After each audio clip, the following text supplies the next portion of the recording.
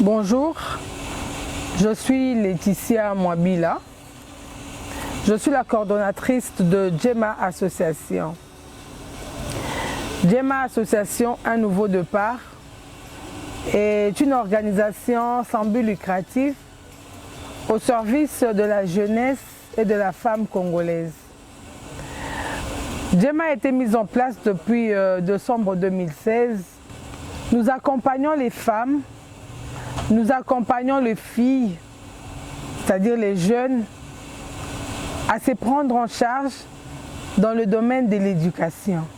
Djema Association a pour but, comme je viens de le dire, d'accompagner les femmes et les jeunes à se prendre en charge, à s'autofinancer, à s'autonomiser, parce que les femmes ne peuvent pas seulement rester en dehors du système de développement, parce qu'il est prouvé que pour qu'une population soit développée, il faut que tout le membre, toute le partie prenante soit impliqué dans ce processus-là. Alors si on exclut les femmes, si la grande partie qui sont les femmes et les jeunes sont exclus, il n'y a pas moyen que le développement soit effectif. Voilà pourquoi nous avons pris cette initiative avec les amis. Nous avons réfléchi pour accompagner les jeunes et les femmes dans le secteur de l'éducation. L'éducation est vaste, mais nous avons pris comme option d'éduquer les femmes sur les violences faites à la femme, dans le domaine de la santé. Dans notre pays, surtout dans le milieu reculé, déjà les jeunes filles à 10 ans, 11 ans, tombent enceintes, attrapent de grossesses précoces, non désirées. Alors qu'est-ce que nous allons? Nous venons les sensibiliser à travers la santé de la reproduction. Nous accompagnons aussi les femmes et les jeunes dans le domaine de l'environnement. C'est vrai, nous avons besoin de protéger notre environnement, notre cadre. Nous ne voulons pas que notre pays soit vraiment pollué. Et au-delà de ça, nous sommes aussi dans l'entrepreneuriat. Nous formons les jeunes à se prendre en charge. Nous formons les jeunes à fabriquer du jus, de vin, à base de produits, à base de nos légumes, à base de fruits de notre pays. Parce que nous sommes un pays richement béni à travers le sol et le sous-sol.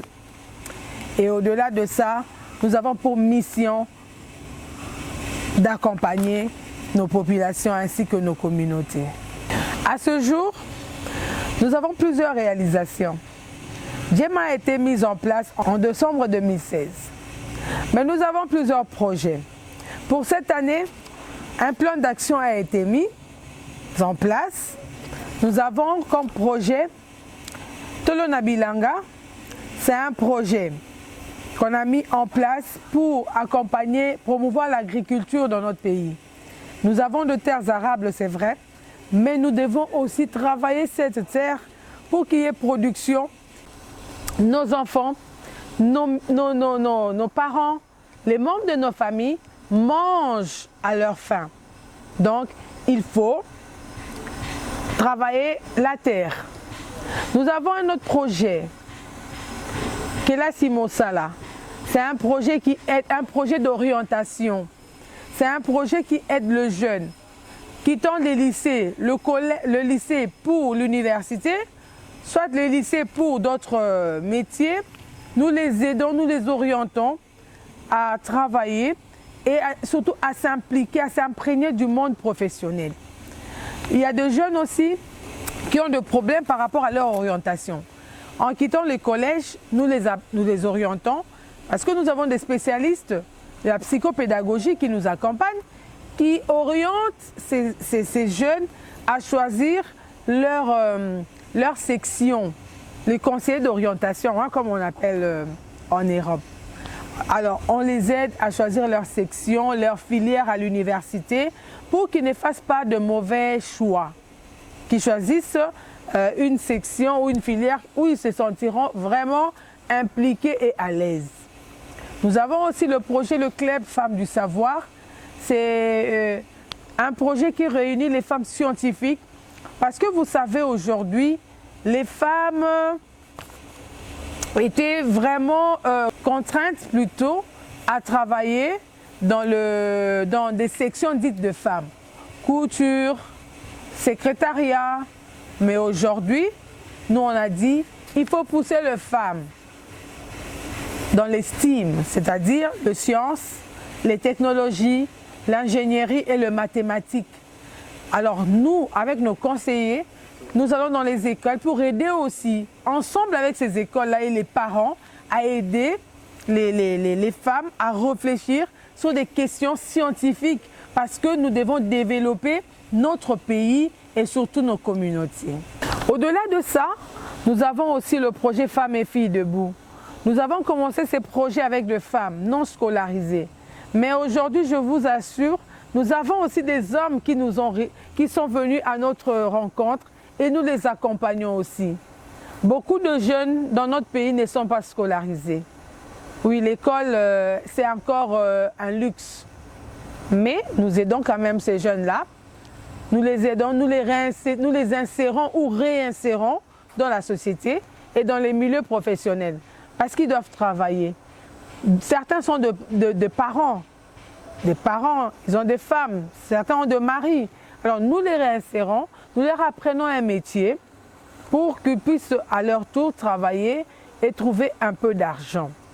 Et ça, c'est la mission que Gemma a. Donc ça, c'était le plan d'action 2021-2022, bien que Covid avait perturbé beaucoup de nos projets, mais nous avons instauré le système de télétravail. Et je suis fière de vous dire que les femmes que nous encadrons, à travers le téléphone intelligent, savent utiliser plusieurs logiciels pour travailler à distance, pour participer à des conférences. Ça aussi, nous les mettons dans notre acquis et ça nous fait plaisir. À ce jour, c'est beaucoup de jeunes, plus de 5000 jeunes formés. Vous pouvez aller sur notre site www.gemma.org. Vous pouvez aussi regarder sur différents réseaux sociaux. Nous sommes sur Facebook, c'est Gemma Association et Gemma Kimbanseke, là où se trouve le siège de l'association. Et vous pouvez aussi nous voir sur Instagram.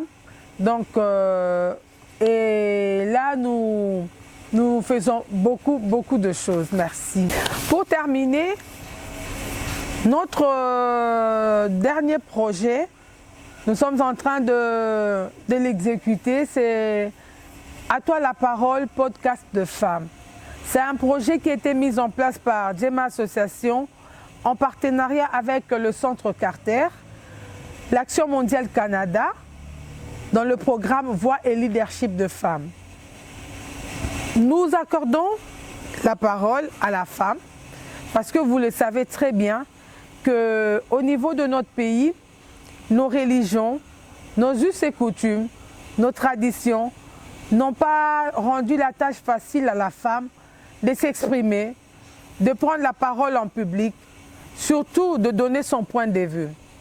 À travers les projets, nous avons pour objectif d'accompagner la femme à parler, à prendre la parole en public, à s'exprimer, à faire entendre sa voix pour que le développement soit effectif et durable.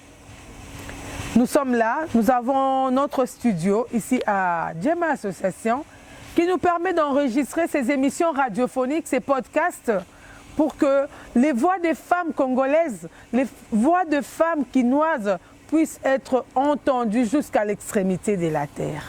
Pour terminer, je dirais à vous mes frères de la diaspora, vous qui me suivez, vous m'avez donné la chance de parler devant vous, merci. Merci à mes amis de Liège, merci à vous qui avez voulu que la voix de Gemma soit portée jusqu'à Liège, jusqu'en Belgique.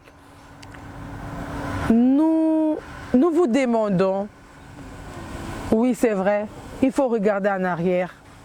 Notre pays a des sérieux problèmes, mais vous, parce que vous avez la connaissance, vous avez les savoirs, vous avez le moyen, nous vous demandons de venir aussi investir dans notre pays. Certains vont dire que nous l'avons fait, nous avons essayé. Oui, peut-être que vous êtes tombés sur de mauvaises personnes, mais essayez encore de chercher. Nous avons besoin de votre expertise. Nous avons besoin de vos expériences dans nos hôpitaux. Nous avons besoin de vos expériences dans nos écoles. Venez en tant que volontaires, venez aider. En ce jour où nous célébrons la fête de l'indépendance, c'est 30 juin. Je vous souhaite d'abord bonne fête de l'indépendance, c'est vrai. Mais je vous dis, il est temps pour nous de prendre les choses en main.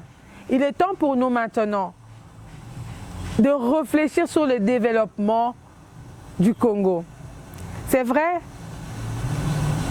on ne peut pas tous faire de la même façon. Mais ce que tu peux faire, des petites personnes, en faisant de bonnes actions, nous pouvons arriver à changer notre monde. Nous pouvons aussi arriver à changer ce Congo. Vous êtes spécialiste dans vous avez appris l'insalubrité, la gestion de déchets. Venez, il y a plusieurs. Kinshasa n'est pas la RDC. Allons dans nos provinces. Nous avons encore beaucoup de terres. Nous avons beaucoup d'espace. Venez pour contribuer au développement de notre pays. Merci à vous qui m'avez donné la chance de parler devant vous. Merci parce que je sais que vous êtes nombreux dans cette salle. Vous allez me suivre, mais ne regardez pas Laetitia. À travers Laetitia, il y a Djema. À travers Djema, il y a Kinshasa, il y a la RDC. C'est chez nous. Et ce n'est que celui qui a le souci de son pays qui peut apporter un plus, une pierre pour la construction de ce beau et grand pays. Nous avons besoin de votre aide. Merci et que Dieu bénisse la République démocratique du Congo. Que Dieu vous bénisse, vous de Liège. Merci encore et nous vous attendons à Kinshasa.